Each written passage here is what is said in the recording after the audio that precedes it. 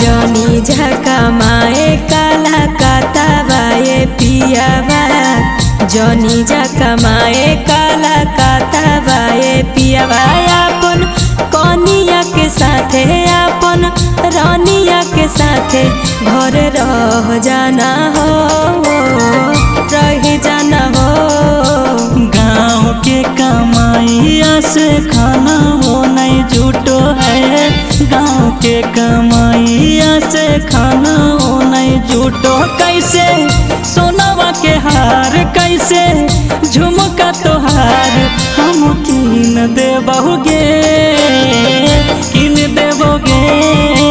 जनी झका माए काला कातावाए पियावा जनी झका माए।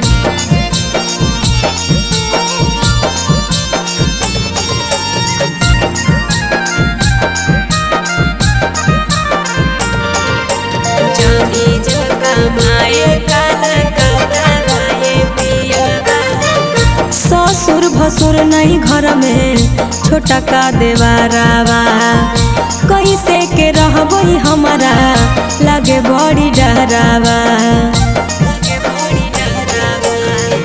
कुछ दिन रह के हमरा बहरा कमाए दे अपन सुगनिया खातिर घरवा बनाए दे।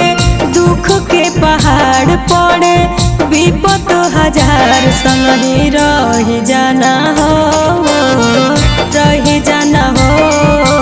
जनी झका माए काला कातावाए पियावा जनी झका माए।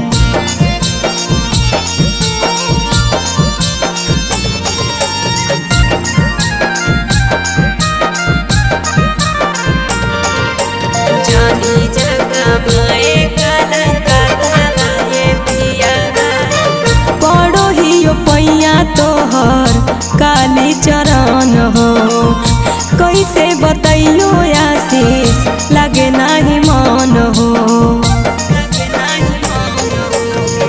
कुछ दिन मनवा में रख लेना सबर गे फोनवा से लेबो जानो रोज तोर खबर। कैलो पहिला गवनवा सुना लागो है अंगनवा साथे रही जाना हो रही जाना हो।